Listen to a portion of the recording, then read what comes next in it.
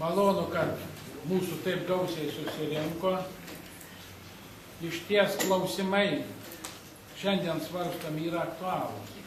Jie vienaip ar kitaip aktualūs mums visiems. Aš norėčiau šiek tiek pristatyti šios dienos situaciją rajone.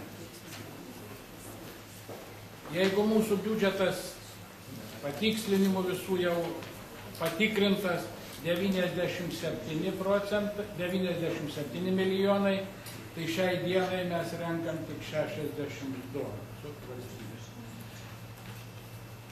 Gyventojų pajamų mokesčio mes renkame tik 14 milijonų, arba tik 52 procentus lyginant su perėjimu. Bedarbių šiai dienai turime beveik 3000, kaip pernai šiam laikotarpiui buvo 1000. Bedarbių pašalpų yra išmokama šiai dienai 3,9 milijonų.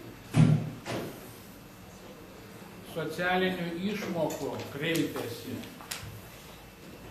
670 šeimų. 3 kartus daugiau negu pereitais metais. Situacija išties yra sudėtinga.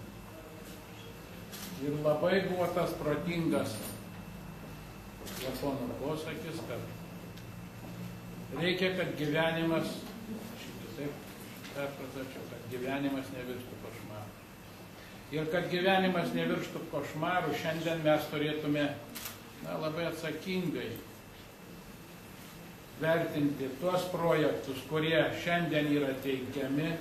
Ir aš matau juos, kad tai leis smarkiai padidinti pirmiausia mūsų įmonių veiklą. Aišku, jeigu jie laimės konkursą, tai dar tokia galimybė jiems yra suteikta. Kartu padidės gyventojų pajamų mokestis. Darbo turės daugiau mūsų rajono gyventojų. Situacija turėtų, jau nekalbant apie tai, kad smarkiai pasikeis mūsų miesto vaizdas, mūsų mokyklų, darželių aplinka ir sąlygos, ir darbo, ir mokymo juose. Pamatyti, kaip tvarkosi mūsų kaimynai ir turbūt matote, jau yra pristatyta visa eilė projektų savivaldybės įgyvendinamų, bet ne visus mes matome juos kiekvienas realiai, nes tai palietė vienokią ar kitokią žmonių grupę. Be abejo, projektų įgyvendinimas sukelia tam tikrus nepatogumus jų įgyvendinimo metu.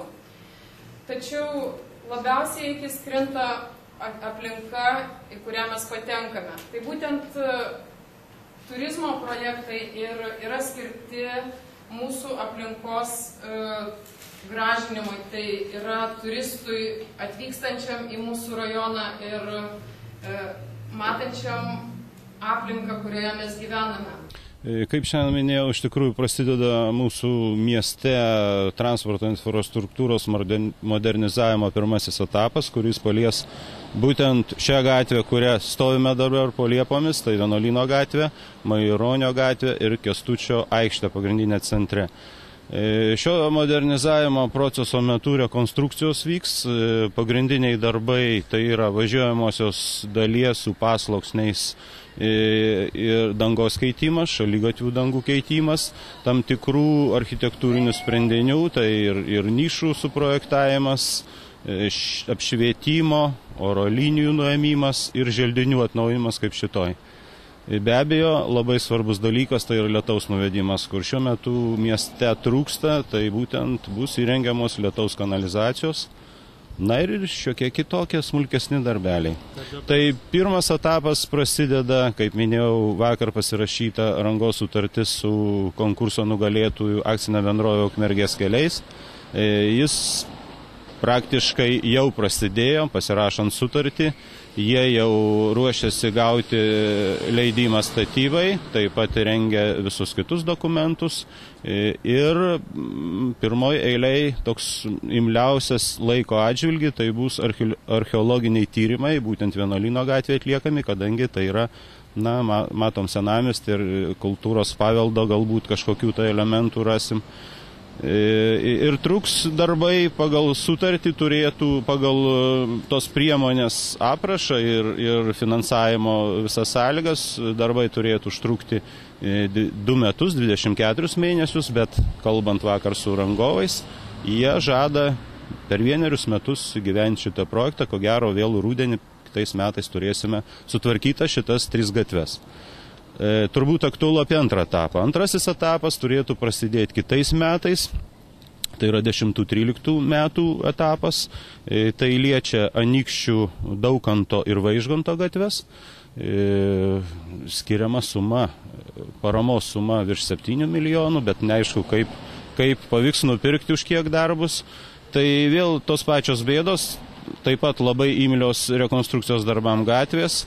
Vėl bus keičiamos dangos važiuojamos dalies, lietaus kanalizacija įrengiama, šaligatviai tvarkomi, oro linijos, apšvietimas keičiamas, ir turbūt tiek.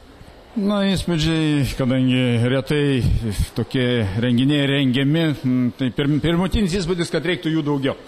Tokių renginių. Galbūt detalesniais klausimais, mažesniam rate, bet kuo daugiau, to būtų geriau. O dėl atsakymų, tai manau dar reiktų mokytis mums diskutuoti ir vieniem ir kitiem iš abiejų pusių. O tai kažkuris klausimas jums gal pasirodė aktualesnis ir kuris jums toks aštriausias klausimas? Man šiaip jau neslėpsiu, aktualiausias klausimas dėl dviračių tako, kadangi aš ir pats dviratininkas nuo mažiausių dienų ir plus mane liečia ir konkrečiai kaip gyventoja, kadangi takas eis šalia ir šiaip kaip Ukmergės, leiskim tokį garsų žodį pasakyti patriotą, nes man atrodo, už tas investicijas galima buvo kitoje vietoje nutiesti 2-3 ilgesnį taką. Už tas pačias investicijas, taip grubiai žiūrint, kadangi aš šiaip ar taip esu šioks toks statybininkas, leisiu. Tai atsakymai neįtikino? Manęs neįtikino, aš manau, kad reiktų čia dar padiskutuoti, bet žiūriu savivaldybę, įsivaizduoju, kad jie jau savo sprendimą padarė. Bet mes irgi dar nenusileisim taip greitai. Pirma priima sprendimus, paskui juos pristato. Analogiškas tas dviračio takas. Pirma viską atliko ir tada supažindino tik tai gyventojus. O kiti sprendimai, kurie jums pasirodė, buvo aktualių dar jums ar? Tai be abejo, buvo įdomu juos užgirsti, sužinoti, bet pagrindinis, dėl ko aš čia atėjau, tai dėl dviračio tako. Taip. Tai jūsų atsakymai neįtikina savivaldybės? Ne. Kas liečia dviračio taką, tai tikrai ne. O gal turėtumėt kažkokį, bet kas jums labiausiai kliūna? Kas man labiausiai kliūna? Man labiausiai, sakyčiau, kas nepatinka, kad visgi prieš 10 metų buvo atliktas tas detalus planas, kur tikrai nežinau, kaip savivaldybė ten supažindino. Ir 10 metų visgi yra pakankamai didelis, pripažinkim, laikotarpis, kur keitėsi tikrai ir Paupio gatvės gyventojai, ir mūsų pasaulėžiūra keitėsi. Ir man labiausiai nepatiko, kad buvo visai neakcentuota ir nepaliesta ekosistema. Visgi tas dviračio takas bus tiesiamas prie upės, kur yra susiformavusi augmenija, kur yra paukščių lizdai, kur yra šaltiniai, užutėkiai. Ir visą šitą tą dalyką sugadins atėjusios statybos. Nes yra pakankamai siauras plotas ir bus pilamos žemės, sakykim, tai žvyras ar dar kažkas tai į upę. Tai kur ta ekosistema žiūrima, ekologijos nepaliesta problemėlė liko.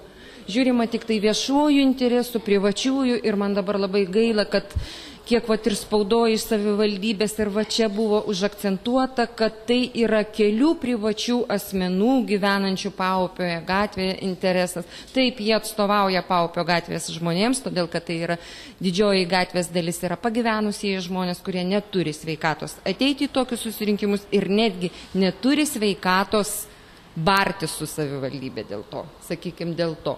Tai vat tas visą laiką man labai nepatinka, kai yra akcentuojama, kad tai kelių privačių žmonių, dėja tai ne, tai yra visos gatvės gyventojų problema, į kurią niekas nebuvo atsižvelgta. Ir labai gaila, kad visą laiką apeliuoja į tai, kad mes nenorim įsisavinti tų pinigų, mes juos norim. Idėja graži, mes ją vertinam, bet niekada negavom iš savivaldybės atsakymo, kodėl būtent šitoj pusėje, kodėl nepasirenkama kitos pusės, kur nereikės tiek daug sąnaudų, sakykime, piniginių, finansinių lėšų investuoti į tą kelią. Ir už tos 2,5 milijono galimės nutiesti ne 800 metrų, o žymiai, dvigubai daugiau.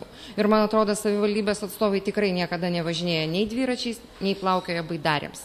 Nes pravažiuoti dviračiu 800 metrų gražių upės krantu ir atsidurti Vytauto gatvėje, tai atsiprašau, kur paskui dėtis, pasimti dviratį ant pečių ir neštis namo?